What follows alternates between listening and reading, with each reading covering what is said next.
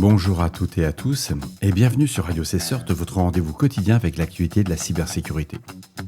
Je suis Marc-Frédéric Gomez, nous sommes le jeudi 28 août 2025, épisode 402, toujours en direct de l'Île-de-France, il est 21h49. Au sommaire de cet épisode, la CISA apporte un soutien direct à l'État du Nevada pour renforcer la cybersécurité locale.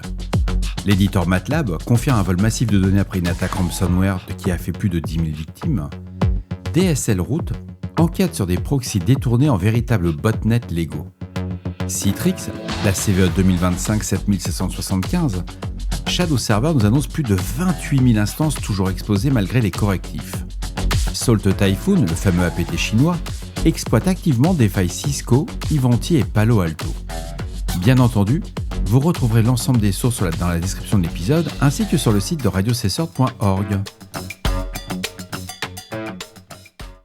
L'État du Nevada fait face à une cyberattaque majeure découverte dimanche dernier, paralysant l'ensemble des services gouvernementaux. La CISA a déployé ses équipes de réponse à incidents en urgence pour assister les autorités locales. Cette intervention survient dans un contexte de tension croissante concernant le niveau de support fédéral aux collectivités territoriales. La cyberattaque a contraint le gouverneur Joe Lombardo à fermer l'ensemble des bureaux administratifs de l'État lundi et mardi. Les fonctionnaires ont été placés en congé payé lundi avant de reprendre le travail mardi, avec des services en personne programmés pour la fin de semaine. Alors l'impact sur les services publics est resté significatif cette semaine.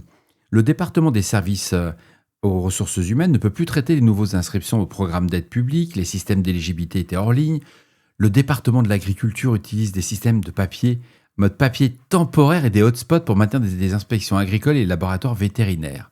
Les services administratifs pour obtenir des licences professionnelles sont perturbés aussi, notamment pour les enseignants et certaines entreprises qui ne peuvent être traitées qu'en présentiel. Les paiements par carte sont aussi impossibles dans la majorité des départements de l'administration. Alors la CISA, dirigée par la directrice par intérim Madhu Gautamukala, a déployé ses équipes de threat hunting pour identifier la portée complète de l'incident et atténuer les menaces persistantes. L'agence coordonnait avec le FBI et d'autres services fédéraux la restauration sécurisée des systèmes. L'État a pu accéder aux subventions de réponse aux incidents proposées par la FEMA grâce à l'assistance de la CISA.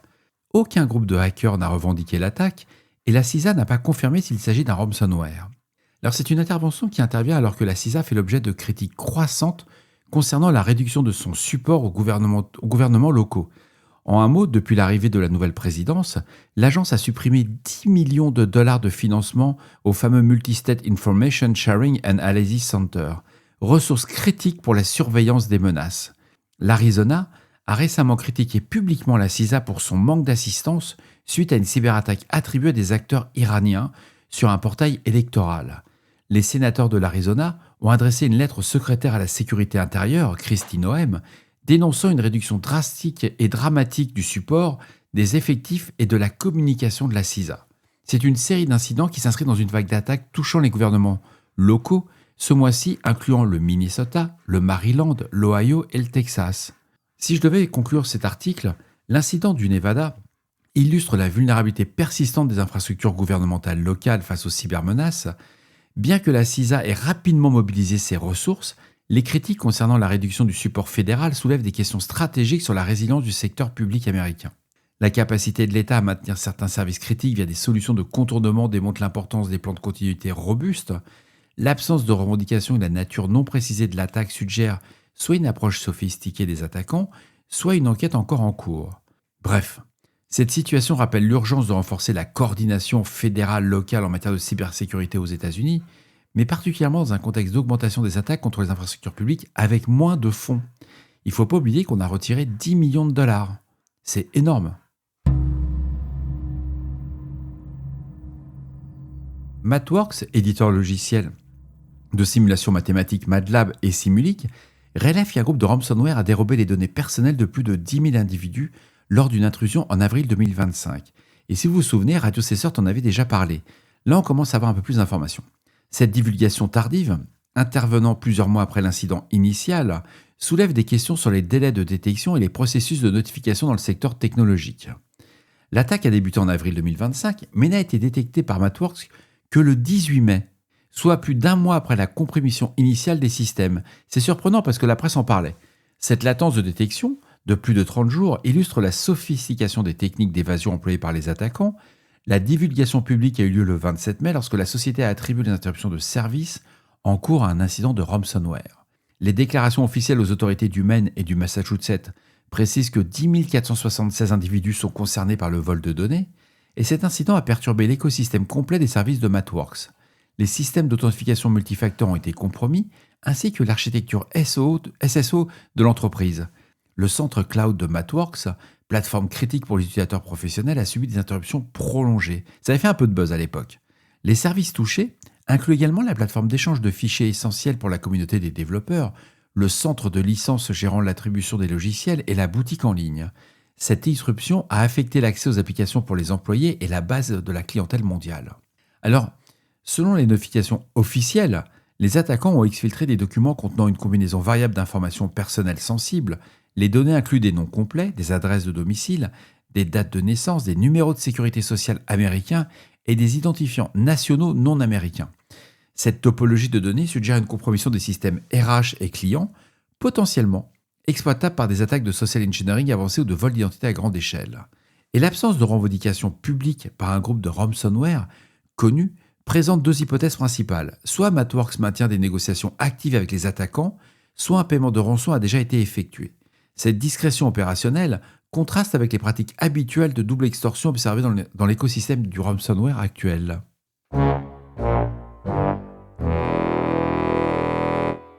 Un article de Krebs and Security explique comment une publication de Reddit apparaît anodine qu'un membre de la garde nationale aérienne américaine a révélé l'existence d'un écosystème méconnu, les réseaux de proxy résidentiels légaux. L'utilisateur, Saka Poppy, détenteur d'une habilitation top secret, questionnait la légitimité de son arrangement avec DSL Route, société lui versant $250 mensuels pour héberger des laptops connectés à son réseau domestique. Vous vous rendez compte ?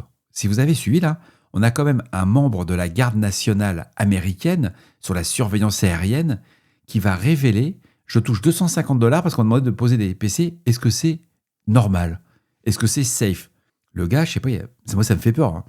Mais bon, alors, cette affaire, elle expose des zones grises entre la cybercriminalité traditionnelle et les services proxy commerciaux. On a surtout affaire... Bon allez, je le dis ou je le dis pas ? Ouais, on a affaire au poney du siècle quand même. Alors DSL Route opère depuis 2012 comme service de proxy résidentiel basé aux Bahamas, rien que déjà que ça c'est basé aux Bahamas, mais t'as tous les voyants qui s'allument au rouge, qui commercialise l'accès à des adresses IP américaines à $190 mensuels. L'architecture technique révélée par InfraWatch montre un logiciel sophistiqué capable d'exploiter les équipements réseau via des exploits vendors spécifiques et des identifiants d'administrateurs hard-codés. En un mot, si vos identifiants d'admin sont codés en dur sur vos équipements, ils les réutilisent. Le malware, et on parle bien d'un malware, effectue une énumération Wi-Fi des réseaux environnants, étendant potentiellement la capacité de ciblage au-delà de la connexion Internet principale de l'hôte. Cette fonctionnalité suggère des capacités de propagation latérale dans l'infrastructure domestique des agents régionaux. C'est vrai que quelqu'un qui travaille à la garde nationale ne va jamais se connecter sur des systèmes de défense américains à partir de chez lui. Ah, je crois que j'aurais tout lu. Alors l'investigation OSINT de Brian Krebs va relever des connexions substantielles avec l'écosystème cybercriminel russophone. André Olas, identifié comme opérateur principal, maintient une adresse moscovite située à 3 blocs du siège principal du FSB. Les enregistrements compromis montrent l'utilisation de l'adresse rizik777@gmail.com dans des bases de données gouvernementales russes. L'historique Black Hat World du USPS Proxy King, persona précédent d'Olas, montre une activité de distribution d'adware via des programmes de pay per install, générant des milliers d'infections hebdomadaires. Cette évolution vers un modèle commercial légal illustre l'adoption tactique des acteurs cybercriminels face aux contraintes légales croissantes dans les différents pays. Alors le modèle de DSL Route, il s'inscrit dans une tendance plus large de commercialisation des infrastructures de botnet. Contrairement aux réseaux malveillants traditionnels, utilisant des infections silencieuses, ces services vont exploiter le consentement explicite des utilisateurs motivés par des incitations financières. L'analyse de Davis révèle un réseau actuel d'au moins de 300 nœuds, principalement sur des infrastructures DSL, CenturyLink et Frontier, marquant un déclin significatif face à la prolifération de services concurrents. Cette fragmentation du marché proxy résidentiel complique la traçabilité des activités malveillantes légitimes hébergées. Le parallèle avec les fermes de laptops nord-coréennes récemment sanctionnées par une condamnation de 102 mois de prison en Arizona souligne les risques juridiques par les hôtes américains, même des arrangements apparemment légitimes. Alors l'affaire de DSL Route, ça révèle une sophistication croissante des modèles hybrides légal-illégal dans l'écosystème cybercriminel. Cette grey zone, cette fameuse zone grise, exploite les lacunes réglementaires entre des services commerciaux légitimes et l'infrastructure malveillante, créant des vulnérabilités systémiques dans la sécurité nationale, mais pas que. Pour les professionnels de la cybersécurité, cette évolution nécessite une réévaluation des modèles de détection traditionnels. Les indicateurs comportementaux classiques deviennent insuffisants lorsque les activités malveillantes transitent par des infrastructures contractuellement légitimes. Imaginez que vous avez un accès VPN à votre entreprise dans le domaine sensible et que vous avez décidé de gagner $250 de plus ou 250 € de plus par mois. La prolifération de ces botnets légaux souligne l'urgence d'une régulation, là j'y crois beaucoup moins, adaptée aux réalités techniques contemporaines. Bref, article à lire, c'est passionnant, c'est de l'investigation à la Brian Krebs, donc moi j'adore lire ce genre de choses. Ce qui est assez incroyable, c'est que la personne a un vrai contrat, c'est-à-dire qu'elle ne va pas aller chercher des cybercriminels, elle ne va pas dans le dark web, dans le deep web, elle a fait une annonce c'est des annonces sur Internet, vous avez donné l'équivalent de votre IBAN, etc. Mais vous êtes payé et vous dites, ok, j'installe 1, 2, 3, 4 PC et je vais servir de proxy. Ou j'installe un logiciel, mais derrière ce logiciel, c'est du malware. Nous sommes en guerre. La Shadow Foundation révèle qu'au 28 août 2025, soit aujourd'hui, plus de 28 200 instances Citrix Netscaler restent vulnérables à la CVE 2025-7775. Une faille d'exécution de code à distance activement exploitée avec un score CVSS de 9.2. J'ai fait un article, bon je fais de la micro-pub, c'est disponible sur LinkedIn, vous avez le lien, il est sur mon blog. Mais sinon, regardez, c'est une dinguerie. En plus, c'est exploité, ça ponce à tour de bras. Donc il faut savoir qu'elle a un score CVSS de 9.2, comme je disais, et cette situation critique illustre les défis persistants du patch management dans les infrastructures d'accès distant. C'est particulièrement préoccupant alors que la CISA a déjà intégré cette vulnérabilité à son catalogue Kev avec une échéance de correction fixée au jour même. Généralement, quand la CISA vous dit « il faut patcher le jour même », c'est même plus qu'exploiter, c'est-à-dire que les gars sont en train de poncer, vous mettez des scans, ouvrez un Citrix ou un Honeypot et regardez, vous allez voir le nombre de scans que vous recevez à la minute. C'est lunaire. Alors si on regarde la CVE 2025-7775, c'est une vulnérabilité de dépassement de mémoire dans les appliances Netscaler ADC et Netscaler Gateway. Cette faille permet l'exécution de code à distance ou un déni de service avec un vecteur d'exploitation probable via l'interface de gestion web ou les services réseau exposés. Le score CVSS de 9.2 reflète la criticité maximale. Sur une échelle de 10 à 9.2, c'est que ça sent déjà bien le roussi. Avec une exploitation probable sans aucune authentification préalable, Citrix a confirmé des observations d'exploitation actives sur des appliances non mitigées, suggérant l'existence d'exploits fonctionnels dans l'écosystème des menaces avancées. Cette vulnérabilité s'inscrit dans le patch bundle adresse également la CVE 2025-7776, la CVE 2025-8424, qui indique potentiellement un audit sécurité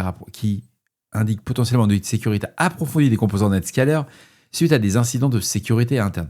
Vérifiez que vous n'avez pas des web shells installés, ce genre de choses, quand vous allez faire vos investigations.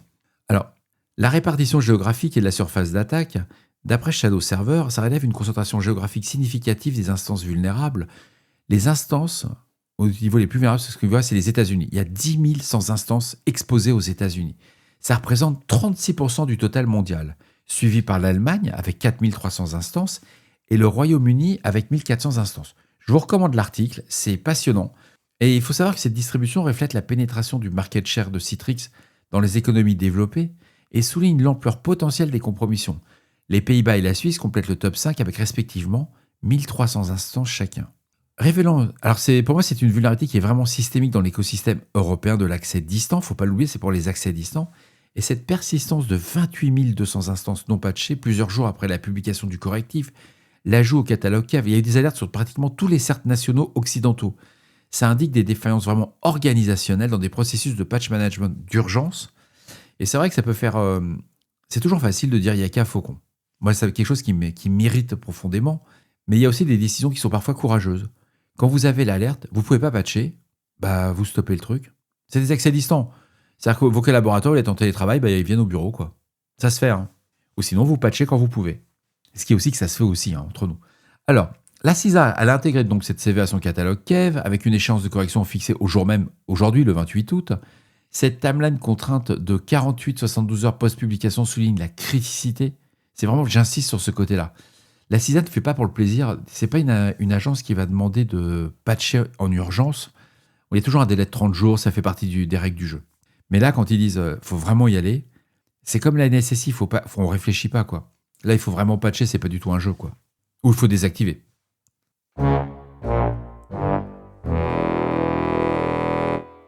Un avis de sécurité conjoint publié par 13 pays révèle l'ampleur exceptionnelle de la campagne Salt Typhoon. Plus de 600 organisations compromises dans 80 pays, dont 200 aux États-Unis, ce groupe APT chinois, actif depuis 2019, exploite systématiquement les vulnérabilités des équipements réseau de périmètre pour s'implanter durablement dans leurs infrastructures critiques. L'investigation révèle également l'écosystème contractuel chinois supportant ces opérations d'espionnage à une échelle inédite. Salt Typhoon va exploiter méthodiquement les vulnérabilités 0-day et N-day sur les équipements de périphériques réseau, donc les fameuses CVE qui vont inclure la CVE 2018-171, la 2023-20198, la 2023-20273 sur Cisco. Concernant Ivanti, il travaille vraiment sur la CVE 2023 46805 et la CVE 2024 21887, ainsi que sur la CVE 2024 3400 sur Palo Alto Networks. Leur approche tactique, elle privilégie les routeurs backbone des opérateurs télécoms majeurs, ainsi que les équipements des providers Edge et Customer Edge. Une fois compromis, les acteurs modifient les configurations pour établir des tunnels GRE persistants, altèrent les access control lists pour y ajouter leur adresse IP de contrôle et ouvrent des ports standards et non standards. Sur les équipements Cisco supportés, ils exploitent les conteneurs Linux on the box pour déployer des outils et pour traiter les données localement, effectuer des mouvements latéraux. Le service SSHD OpenNS est activé sur les périphériques iOS XR via le port TCP 57722 pour créer des utilisateurs locaux avec des privilèges sudo garantissant un accès en route persistant. Alors l'une des techniques les plus sophistiquées consiste à capturer le trafic d'ACAX+ via le port TCP 49 en utilisant les capacités natives de capture PCAP des systèmes compromis. Alors ça, généralement, on veut le détecter, c'est au niveau de la consommation de votre processeur. TACAX+ étant largement utilisé pour l'authentification des équipements réseau, cette approche permet la compromission des comptes administrateurs hautement privilégiés. Cette technique offre aux attaquants un accès légitime aux infrastructures réseau critiques, leur permettant d'effectuer des mouvements latéraux sans déclencher les systèmes de détection traditionnels. Bon, si vous êtes un fou furieux des graphes type Grafana et autres, monitorez vos équipements, mais sur tous les composants possibles et inimaginables, et dès que vous voyez une pointe sur, par exemple, la charge CPU, etc., ce genre de choses, sur une connexion qui n'est pas prévue en admin, etc., vous le détectez direct. C'est mieux que n'importe quel système de sécurité. La familiarité démontre avec ces systèmes télécoms qui confèrent un avantage significatif en matière d'évasion défensive, et l'avis conjoint qui a été identifié 3 entités chinoises facilitant ces opérations. Alors quand j'ai lu le rapport, j'ai eu un peu de difficulté, parce que c'est des sources américaines, donc il faut toujours... aujourd'hui, ce sont les Chinois les méchants, mais demain, ça sera les Russes, et après-demain, les Iraniens, et après, ça sera encore autre chose.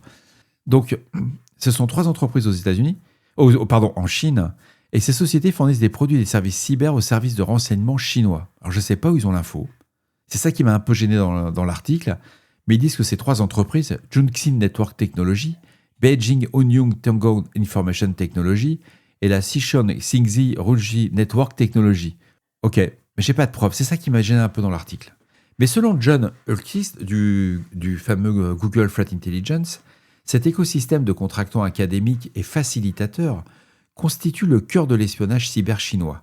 Ces contractants développent les outils, les exploits et conduisent les opérations d'intrusion, permettant l'évolution rapide et la montée en puissance sans précédent dans ces campagnes. Les données volées, particulièrement celles des télécoms et fournisseurs d'accès à Internet, offrent à Pékin la capacité d'identifier et de traquer les communications et les mouvements de leurs cibles à l'échelle mondiale. Alors si je devais conclure, Salt Typhoon représente l'évolution de l'espionnage étatique vers des opérations industrielles, exploitant l'écosystème contractuel privé. L'ampleur de 600 organisations compromises dans 80 pays révèle une capacité opérationnelle dépassant les modèles APT traditionnels. Et pour nous, les défenseurs, cette campagne, elle souligne l'impératif de la sécurisation des équipements de périphériques réseau et de la surveillance continue des protocoles d'authentification privilégiés comme TACAX+. La persistance multi-année des accès via modification de configuration nécessite des audits réguliers, des ACL et configurations réseau critiques. Bref, en un mot, c'est comme le lait sur le feu. Ces équipements-là, vous ne pouvez pas faire confiance uniquement à du monitoring passif. Et voilà, cet épisode de Radio Cesseur du jeudi 28 août 2025 touche à sa fin. J'espère qu'il vous apportera des informations claires et utiles. On se retrouve demain pour un nouvel épisode. D'ici là, restez vigilants, surveillez vos systèmes et surtout, on ne réfléchit pas, on patch. Prenez soin de vous, je vous embrasse très fort. Demain, je serai à la plénière du Cézanne. Donc si j'aurai l'occasion de croiser certains d'entre vous, ce sera avec plaisir qu'on pourra parler autour d'une bonne bière. Et puis pour tous les autres, bon courage. Et on est vendredi demain. Le week-end approche. Au revoir.